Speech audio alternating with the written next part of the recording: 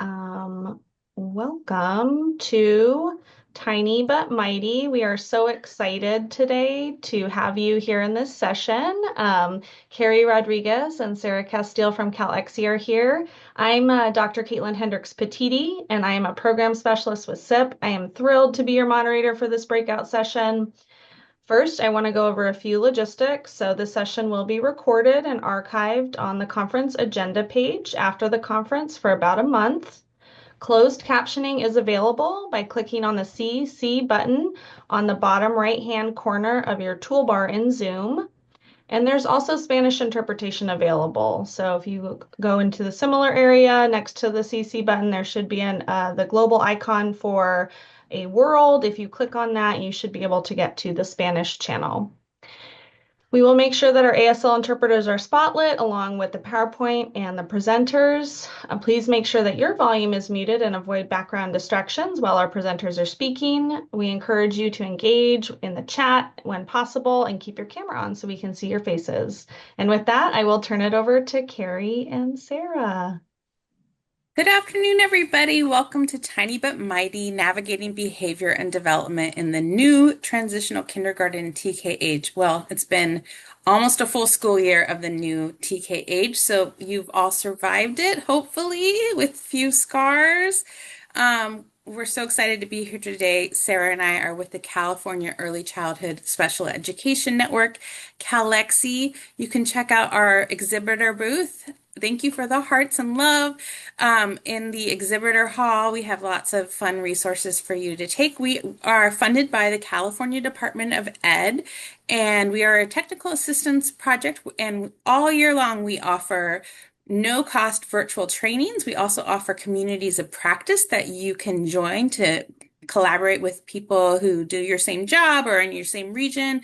And we host an annual symposium where people can meet in person. And we have a ton of resources that are free on our website. So my name is Carrie Rodriguez. I am a former preschool school psychologist and K through 12 school psychologist and program specialist, and worked in preschool for 16 years and happy to be here. And if you remember while we're talking, please drop what your role is in the chat. I'd love to know if we have some TK teachers here, some gen ed teachers, admin, want to know who's here. And go ahead, Sarah. I'm Sarah Castile. I'm the Northern California Program Specialist for CalExi. I have been in the field of special education for almost 19 years. I spent time as a paraprofessional and then have a credential as a Mod Severe teacher and as an administrator as well. And spent some time as the coordinator of an awesome preschool program where I live locally, and then have been so lucky to be with the CalExi team for a little over a year now, and I'm super excited you are all here. I love seeing what everybody's popping in the chat. We've got a whole bunch of different roles out there: behavior specialists, TK teachers, yay! Program specialists, behavior specialists, first grade gen ed teachers. We're super excited that you're here, and we're really excited to talk about TK with all of you. Our agenda is going to pop up on the screen. Carrie, next slide, please. Yes, sorry, I was doing too many emojis. I got That's distracted. okay. Really, as you kind of look through what we're going to be talking about today, our main focus is to really dive a little deeper into developmentally appropriate transitional kindergarten and then developmentally appropriate supports in transitional kindergarten. Next slide, Carrie. I'm coming. I'm gonna stop doing the emojis. Okay. So we're going to just talk a little bit about our TK basics. And as Carrie mentioned, we're finishing out our first full year of universal TK implementation. It was our first year with our teeniest and tiniest, but mightiest, I guess I should say, friends in our elementary school sites this year. And so I know some of you who are Gen Ed TK teachers had even 3-year-olds start in your classroom this year. Really, the point of talking about these dates and just a reminder is that all of these really young friends, had we not moved to universal kindergarten, would have been preschoolers this year.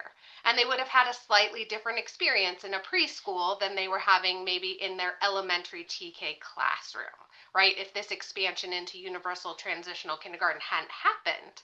If we had a student who required an assessment, they would have dealt with, our early childhood team as opposed to maybe our elementary team. They would have been having a slightly different experience with those adults supporting them. And so, our hope really is to talk to you all about kind of what this looks like with these really preschool aged friends in our TK classrooms today. So I'm going to talk about typical, and I'm going to put that in quotes, TK developmental ranges. And that's the important thing that maybe you've seen for the first time this year. If you are some of those gen ed teachers that are working with TKers who came into your classrooms at age 3, or the admin that maybe haven't had 3-year-olds on your campuses before, and you can drop in the chat, and Sarah, maybe you can read it out for me. Things that you saw this year, if you are on an elementary campus that you haven't seen before, or that have been challenging for you or your teams, with the littlest and mightiest kiddos on your campus. um, because they are little and they do come with more challenges because they're developmentally so young.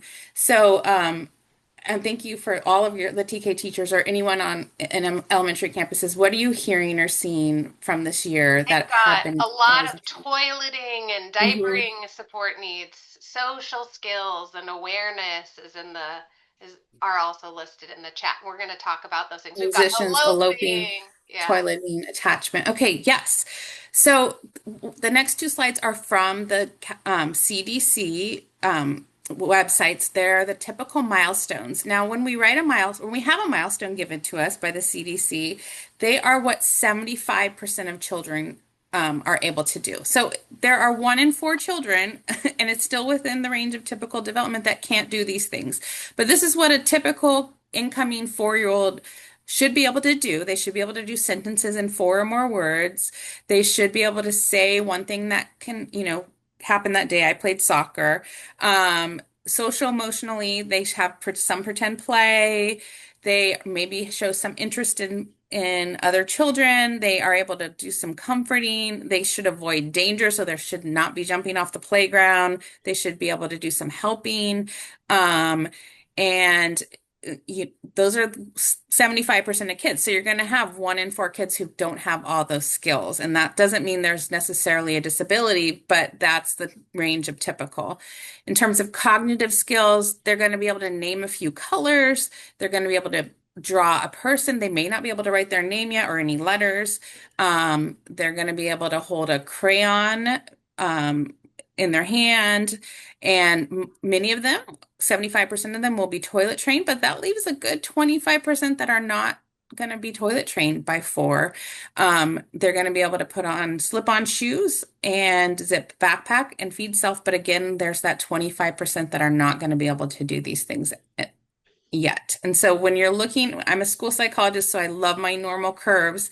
And when you're thinking about the range of ages in your TK classroom, you have 3 years, 11 months to 4 years, 10 months. That's a huge range of development. So much happens. If you've been a parent, from kind of 3 to almost 5, so much growth happens. And you also have cultural and linguistic experiences that are going to shape development.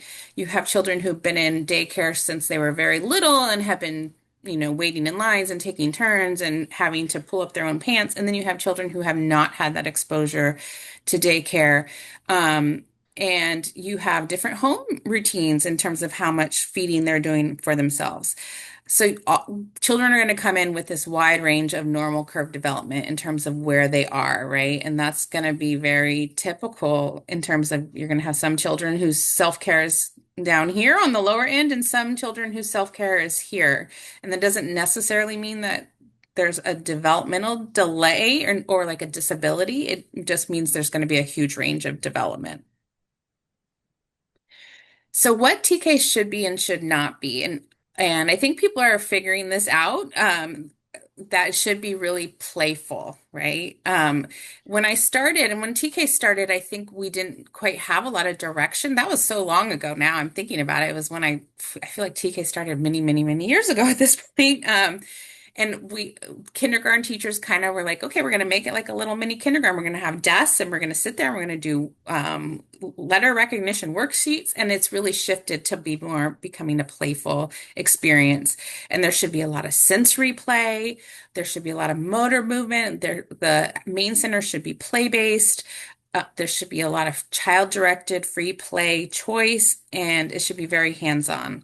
It really shouldn't be kindergarten boot camp. The language is moving away from, we're moving away in terms of it being called the first year of a 2-year kindergarten program. Even the CDE is moving away from that. It really is moving more toward universal pre-K, more toward it being another year of pre-kindergarten, thinking about it in that way. It shouldn't be sitting and listening because these little guys, their attention span is short. It's under 10 minutes. Especially when they start and they're still at 3, early 4. There shouldn't really be desk work, no worksheets and pencils, and it also shouldn't be just unstructured free play. And there shouldn't be a lot of lecturing from the teacher. It should really be more interactive and play-based. I'm going to talk to you a little bit about the PTKLF, or the Preschool Transitional Kindergarten Learning Foundations. If you could move forward, Carrie. Yes. So we think of the PTKLF as our standards for transitional kindergarten, and it really outlines what children ages 3 all the way to 5.5 typically learn in a quality early education program. These represent a very wide range of expectations, and what we're looking for are for students to move through the stages, and we're just really looking for progress.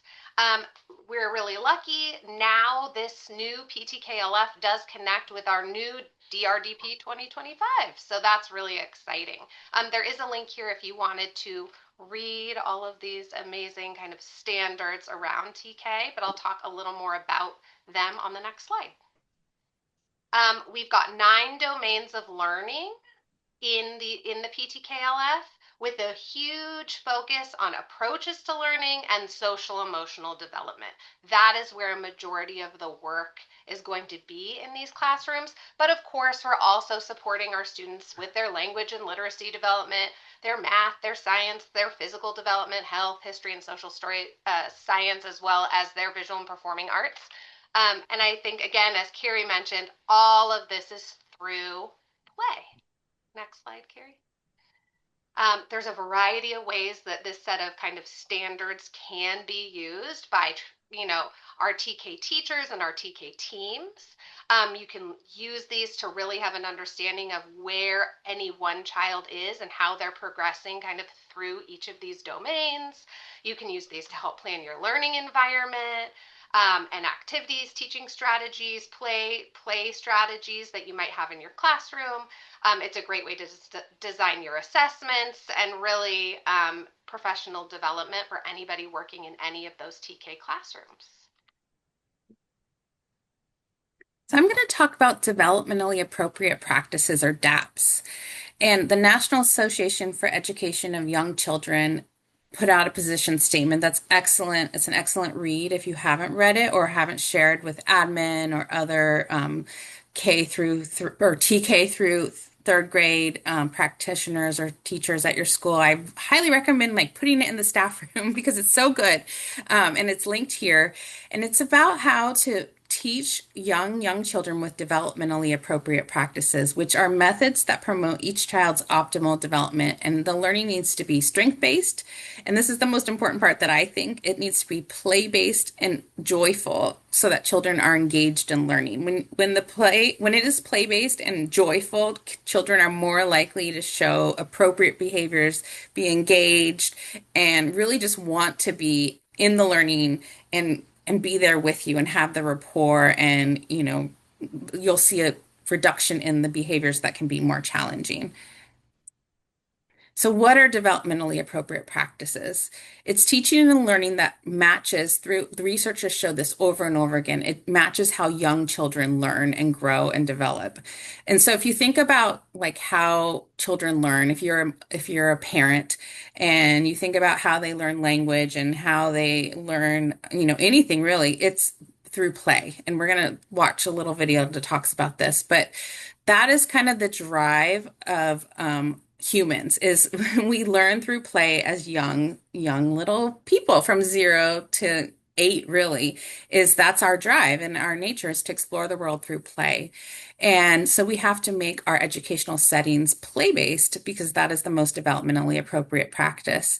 And so the core idea of the position statement and developmentally appropriate practices is that the learning is hands-on, it's very active for these little bodies, and that's realistic for their age and stage. So for like a 3 or 4 year old, it's not sitting at a desk, for very long at all. That it's responsive to their needs and interests. So you're following the child's lead, and that it really supports both their academic skills and their social emotional growth. So I highly recommend that article if you haven't read it. I know probably many of you already have, but here's an example of ADAPT, just to make it really concrete. I'm a concrete learner. I like when people are like, this is what it looks like. So for early literacy, a learning goal might be recognizing and identifying beginning sounds and words. And a non-DAP approach, this might be more appropriate for a kindergarten classroom, is where children are looking at a worksheet and they're circling pictures that start with the letter sound B. But a approach would be a teacher creates a sound safari. So the children explore the classroom and outdoor space looking for items that start with the target sound, like a ball or a book or a block and a bell. And they collect the items and they bring them back to circle time and they have a big discussion. And so it's very active, it's more playful. They might have like binoculars, they might wear safari hats. The teacher's like the big leader of the safari. They're going to be really engaged. It's playful, and it's going to be more meaningful to them. They're going to be more engaged, and the whole class will participate.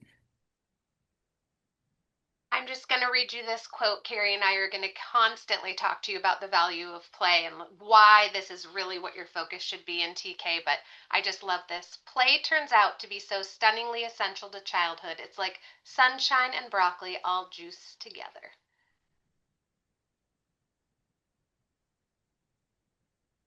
This is yours, Carrie. It is. So what is play? This is another wonderful resource. It's linked at the bottom of this slide, and it's like an oldie but goodie. I mean, it's from 2020, but to me, that's kind of old. It's back in the pandemic days. This is a document the CDE put out, and it's called The Powerful Role of Play in Early Education. And it's all about how play is essential in the early, pre-K through third grade.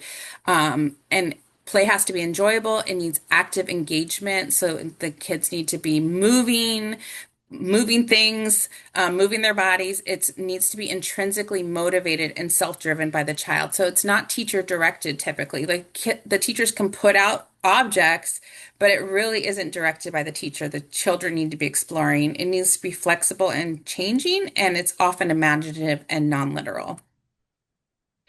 Take a look at this picture and just drop in the chat what the quote and picture makes you think of, or something that, if this is surprising to you, or if it kind of reiterates the idea about how essential play is, and if you think your classrooms are capturing that, or if they're not. I know a lot of kindergarten classrooms sometimes maybe only have play once a week for 30 minutes, and that's a long stretch to not have play. Does anyone have any thoughts? Play is essential for all children. Yes. Yes, screen time, open-ended play is essential. Diversity, sensory play. Oh, I love that with water outside. Yes, sensory play. Oh my gosh, I still do that with my teenagers all the time. I just will randomly put out Play-Doh and they love it. Play is just so essential. Even for adults, it's essential. Play outdoors, yes, so important because also one commenter said, you don't know how much screen time they're getting at home, and sometimes at school we are the ones providing that sensory outdoor touch play. So there is research, so much research. I mean, back to the 40s and 50s that show that play really supports learning and development. We do want to show you a little bit of this video just to kind of give you some action. I'm also a visual person and a concrete person, but here, let me click this video. that shows you a little bit about the benefits of play.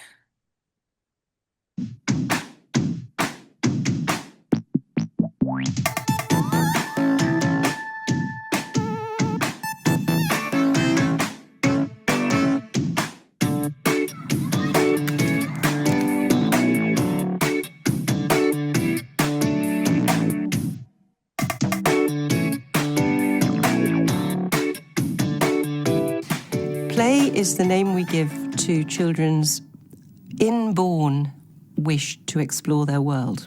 It's what children do when they are choosing, they're actively engaged, and they're doing what they're doing for their own reasons and in their own way. It's something that's innate in children. They have a need and desire to play. They're kind of exploring uncertainty. They're taking themselves beyond what they know and understand and into what they're curious about and want to find out about. You know, one of the ways that children learn all sorts of things is through making mistakes.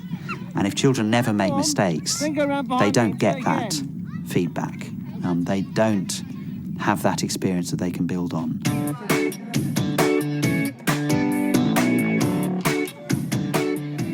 In essence, I think children need space and time throughout their lives when they can play, and they need adults around them who have an understanding about the value and kind of what's lying behind their play. It's how they learn, it's how they develop new ideas, new skills, and they use them in this safe environment. So what play is from the very earliest stages is that real-life interaction, and it happens naturally. There is a drive to learn in every tiny baby. And what we've got to do is nurture that drive rather than shut it down. Okay, I'm going to stop the video here just because of time, but it's a great video. You have the whole 5 minutes, and I hope that we keep saying how important it is, but the video is great to watch the full thing, and it really just shows that, you know, if you structure a classroom that gives a ton of different opportunities for play and, you know, puts out pretend play, block play, sensory play, motor play, kids are going to explore and fill that up. There was a question in here about ABA, and I have a whole nother training on play-based assessment, and that comes up a lot about ABA and play. And I would encourage, this is going a little bit off topic, but I would encourage you to explore like the authenticity of autistic play and how to, you know, build into a lot of children who have autism can play repetitively, but you can really support that play and enter that child's world and build on that play. There's nothing wrong with autistic play. And that's a whole nother topic that I should probably do a whole talk about separately. But I don't know if they answered your question, but feel free to email me. My email's on the first slide. So I want you to think about right now, what can children learn by just playing with wooden blocks in our screen-infested world? What can they do? What can they learn? What are they learning by playing with wooden blocks? And when Sarah and I do this training in person, we would give you a whole bunch of wooden blocks and give you 15 minutes. Think about and drop it in the chat. What might they learn if you had 20 minutes with wooden blocks? I love it. Patterns, physics, category sorting, gross and fine motor, spatial awareness, language, physics, trial and error, geometry, cause and effect, teamwork. Yes. Stack versus roll, creativity. So good. Blocks are amazing. My 14-year-old still plays with blocks. Yes, you can learn so much. You can learn balance. Well, I guess that's physics, all this. Cause and effect, experimentation, math, patterns, whole and part, classification, counting, number concepts, physical skills like muscle strength. How hard do I need to knock those blocks down? Core strength, fine motor development, language. You can learn, you know, like this block is a plane. This block is the landing pad. Here is my air control tower. You can tell a whole story with blocks. Here's my forest. Here's my bear coming to eat the berries off the forest. You can learn how to take turns with the blocks and build a zoo together. There's so much you can do with blocks. And it's kind of amazing when you see kids get really into blocks because it's just like the original toy in a lot of ways, you know? It was cool to see a whole group of educators, like 200 educators, build with blocks for 15 minutes. So yes, I love that. Thank you for doing that. We've got Uh, this great graphic from California's UPK or Universal Pre-Kindergarten with these wonderful kind of this tree of play. And really it emphasizes that, as Carrie's been kind of emphasizing as well, that children's choice is really, really important and relevant here. And half of the time in the classroom, these kiddos should really be spent doing child-directed, playful learning, right? Not teacher-directed, but child directed. Educator directed play is also really important. That's the other half of the day, but it's really important to realize that these kids need time to explore, touch things, move their bodies in ways that they want to, right? And that's where most of this learning is going to happen. Play is the strategy, right? It's how our young children are learning. Your job as an educator or as a support in the classroom is really to set up the environment, plan for it. Don't just rely on recess time or choice time, like a small period of your day. It's the whole day, even the teacher directed part. You're going to do it in a playful way. There, a question in the chat just said, how do you bridge the gap between play-based learning that happens in preschool and TK with the sit and get and table learning that happens the following year in kindergarten? And I would say we should be shifting the kindergarten perspective to add more play. I mean, as much as possible, because that's what the research says is they're going to learn more if it's more playful. Um, so we've heard a lot in our communities of practice this year, and people coming to us with questions about TK and behavior. And so here are some strategies, and I wanted to start with this because as a preschool program specialist, every time I heard crisscross applesauce when I'd go into a preschool, I'd be like, ah! I just like, who can sit like that? Can you guys? I don't know. I could never sit that way for 30 minutes. And sometimes preschool circles were 30 minutes long and they were, eyes looking, ears listening. And I have two children who have autism. And I would hear, their teachers say to them, like, you have to have your eyes on me. And I felt like that was just so ableist. And so I remember, seeing teachers tell students like eyes listening, ears looking, that is such an ask, such a huge ask for a neurotypical child. For a 4-year-old, it's definitely a huge ask for anyone who's neurodivergent. And so this is an expectation that I think is unrealistic for any child, any human, to have to regulate all these parts of their body and listen. And many of us can't listen. I'm looking at the screen, a lot of you are turned away, you're multitasking, and you're sipping, you're doodling, and that's okay. I bet you're still learning, hopefully, something from this lesson. And I was so happy. When I was an early baby school psychologist, I used to do the Listening Larry book before I had my neurodivergent kids. And I really regret that because that really was teaching the eyes listening. And I will tell you, the author completely rewrote it and has pulled all of those original books off the shelf because it was so ableist. And so if there's one, something you take from this, it's moving away from that whole body listening and expectation and your teachers from expecting that of little guys. I'd say all elementary students, because that's an expectation that is just not going to work for little guys. And so they've moved away from whole body listening and really just knowing that sometimes kids listen better when their eyes are down. They listen better. My daughter says this all the time, like, Mom, I listen better when my head's down. Like, I just like the eye contact is really draining for me. And I don't think that's exclusive to neurodivergent kids. I think some kids maybe, focus better when they're not directly looking at the stimulus. Some kids are able to listen better when they're able to have a fidget in their hand. Some kids, many kids who have autism might have to hum a little bit or chew or something. And so this is a great document that shows the new whole body listening, which includes like it's like a survey for kids. Like, what do your eyes need to do to help you listen? What does your body need to do? Like maybe I need to pull my knees up. Maybe I need to sit a little bit outside a circle. So thinking about like the individual learner and what they need and not expecting everybody to be sitting crisscross applesauce. I think that's like a huge cause of behavior for littles, is that expectation.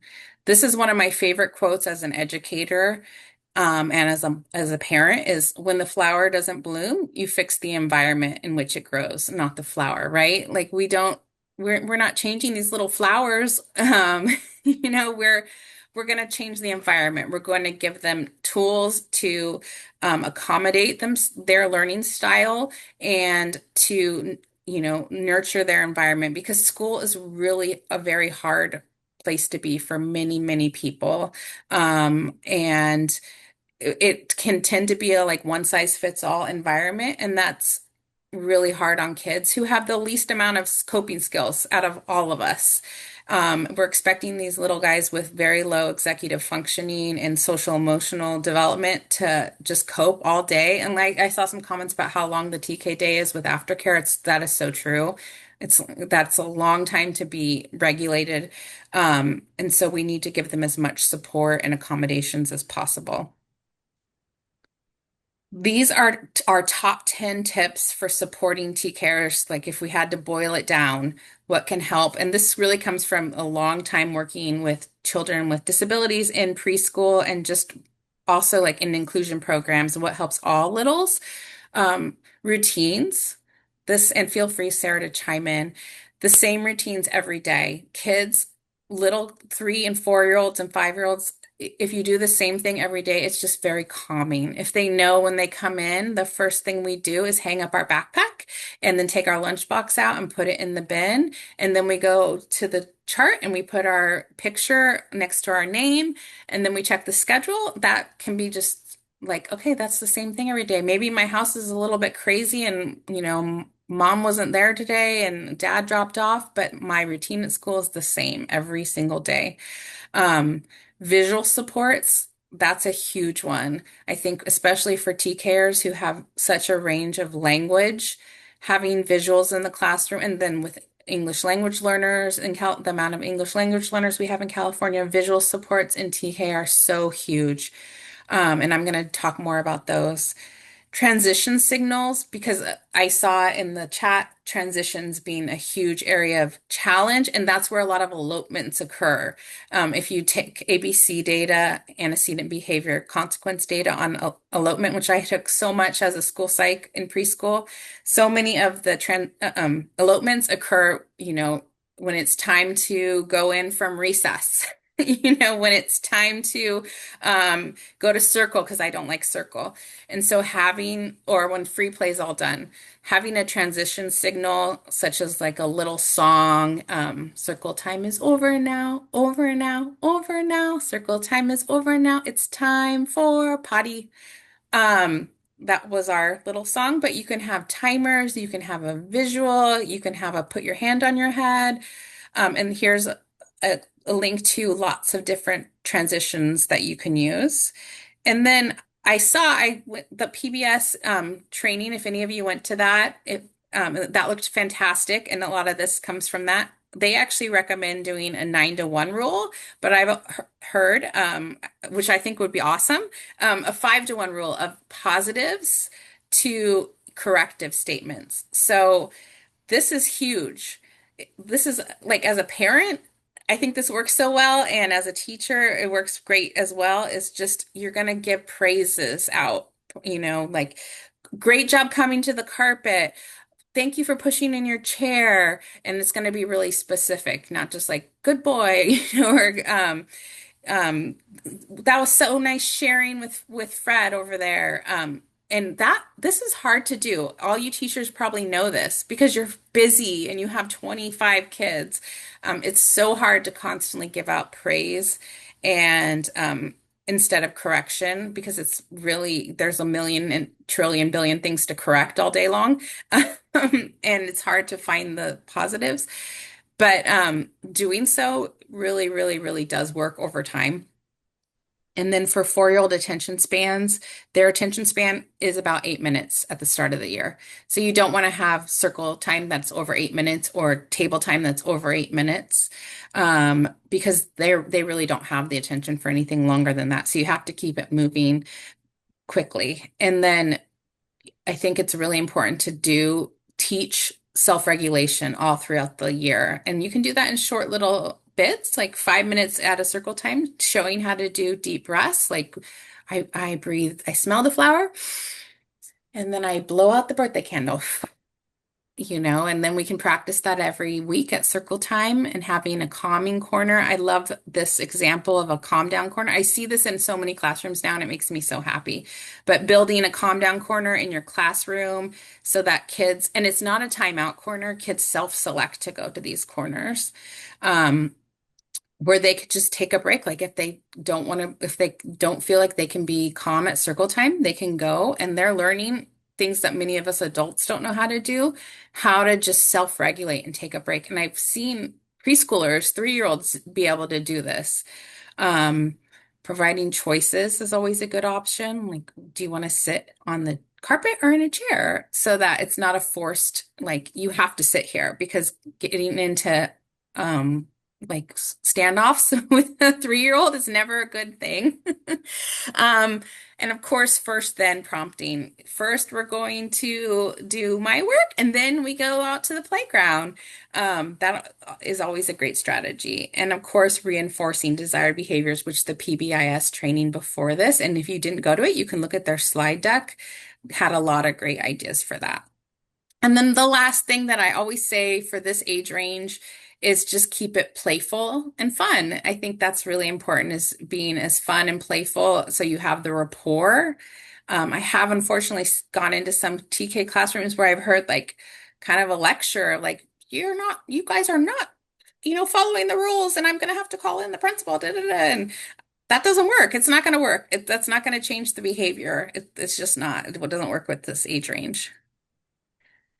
Okay, I saw toileting so much. And children are going to come in with a range of toileting skills.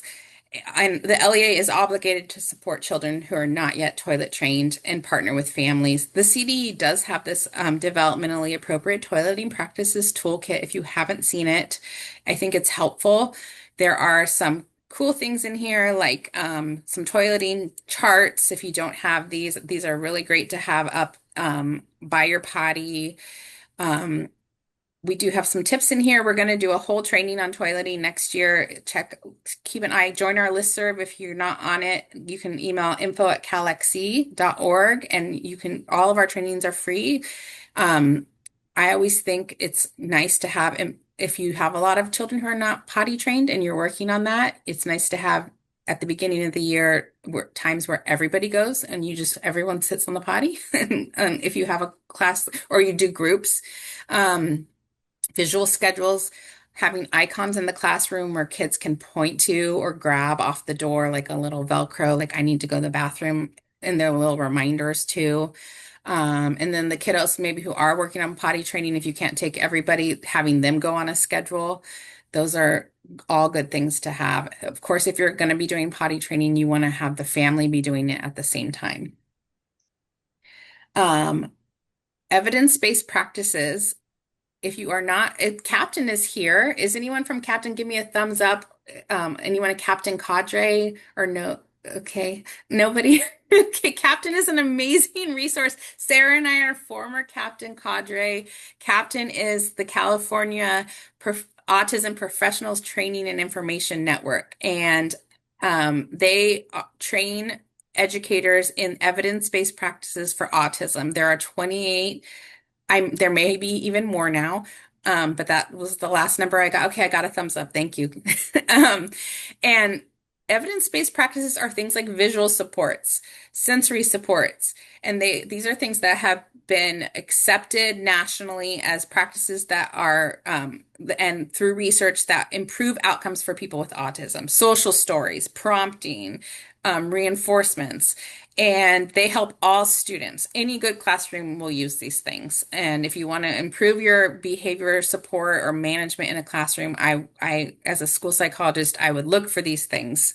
And what's important is that if you're an admin and you want to do training of paraeducators, there are amazing free trainings in these autism evidence-based practices for free, and they're really well done. I've done most of them, if not all of them, on this website, and they're great for like professional development days. You can just click on, they're like 2 hours each, 1.5 hour each. Like, for example, prompting, how to prompt a student. You can click on these different modules. It's all free. I think you can even get certificates and you start the course. So it's a wonderful resource if you're training paraeducators. You can train them in basically all the behavior, the keys to behavior support and management. Um, and they're all evidence-based. I mean, it's like the best thing. When I was managing a preschool, I had all of our staff do it every year. Anyone new that came in, because it's just like the greatest resource, in my opinion. Um, this this is how EPVs align with multi-tiered system of supports and universal design for learning. So you can, if you want to take this to your board or admin to say like, yeah, we're training our team in evidence-based practices. This is how it aligns with MTSS and UDL. It's just so great, and really it will improve your challenges in the classroom. There's things like music mediated intervention, social skills training, all the great things that would be helpful in TK. Again, here are the list of all of the different modules that are available to do the training on. And it's very accessible for paras, teachers, anyone who needs like support in learning how to manage behavior and, do positive behavior support in classrooms. And it's not just for kids with autism. It's really for everybody. It really helps any student. Okay, and like I said, visual supports is one of my favorite things for little kids, because they don't have like they have their learning language, and so visuals really do help.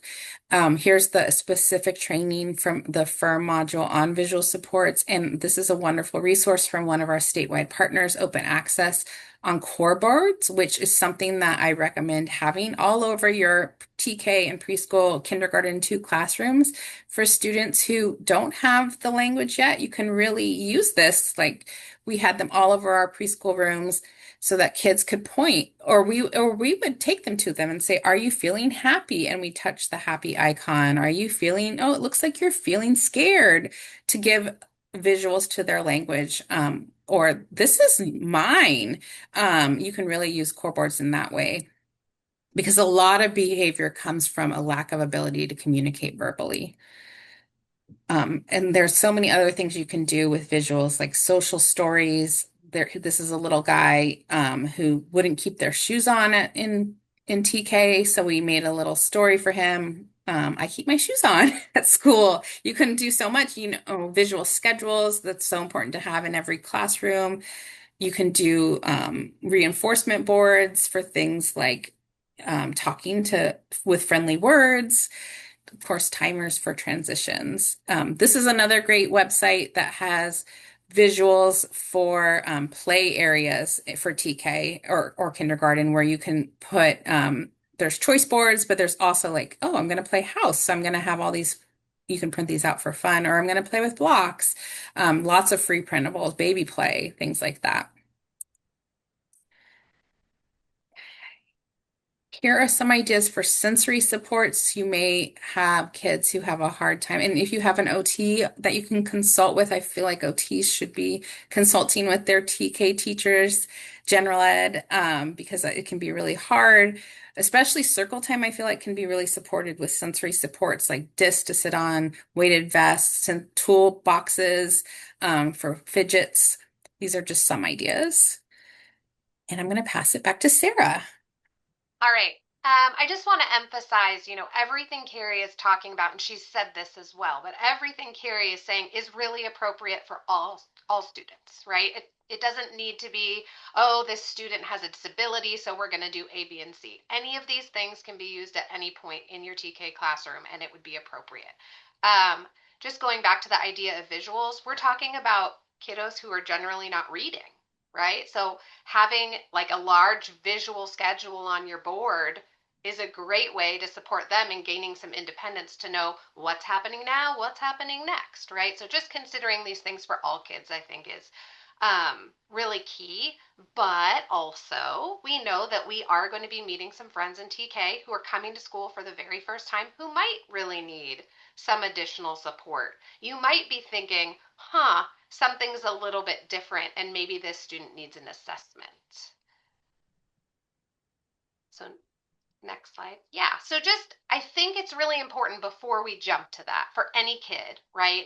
We're considering several things. We're considering really that wide range of typical development. We've got kiddos, as we mentioned, who are coming into our classrooms, some at age 3 now for TK, right? And some that are on kind of that older end of the TK spectrum and are going to turn 5 pretty quickly. That's a really big age gap. So if you have a concern about a kid, I think it's always wise to pause and think, how old is this kiddo? Are they the youngest of my group? Are they on the older end of the group? You probably want to consider how long you've had them in your classroom. Like, am I concerned right on day 1? Is it the first week? How often is this student coming to school? We know attendance can really impact, students and their learning, and how consistent they've been there is key. And I think another really big idea is that there are no prerequisites for TK, right? All kids are welcome to come to TK.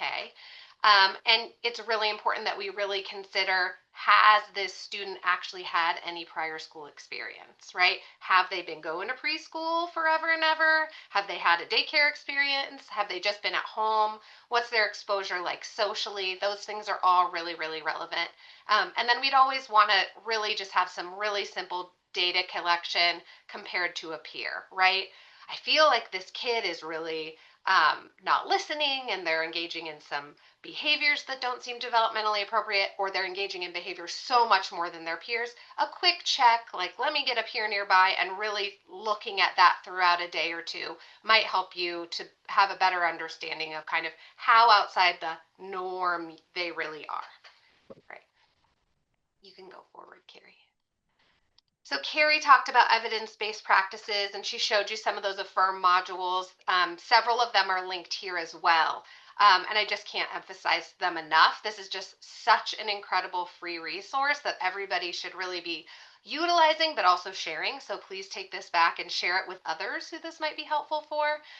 And these are just things to consider if you are having, a student who's struggling. Maybe it is the start of the year and you're not really ready to jump to assessment. And you try some things, really getting a good homeschool communication system, right? Doing some more individualized interventions for the student. Again, using all those positive behavior and reinforcement systems we all love to use so much. I mean, I saw a TK teacher once just like giving kids points, like, oh, I love how you're sitting. 1,000 points for you, Sam. 200 points for you. Just whatever it's going to take kind of in that moment.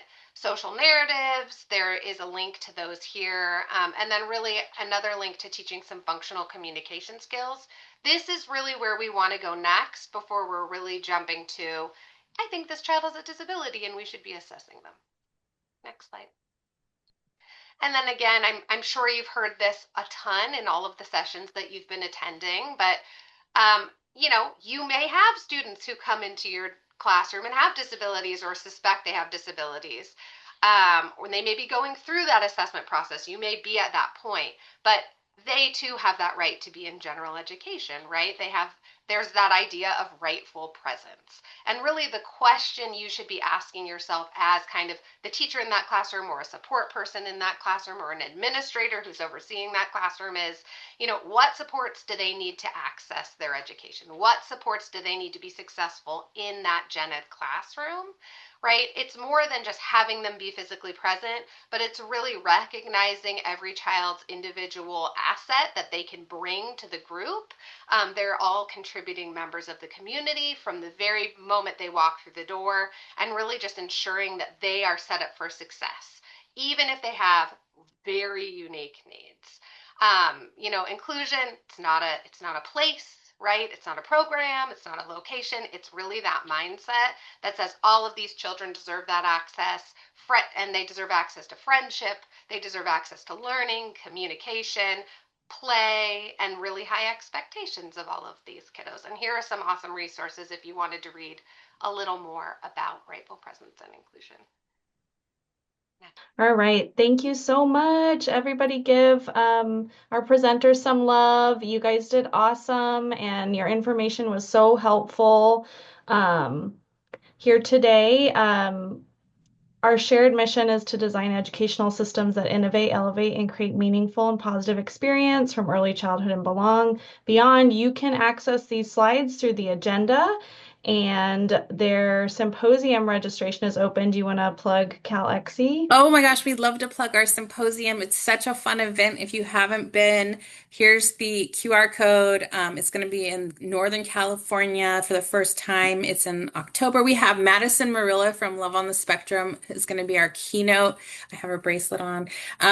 If you don't know who she is, she's wonderful, amazing autistic woman who owns her own business, jewelry, and it's going to be a fantastic 2 days with 60 different early childhood focused sessions. So we'd love to see you there.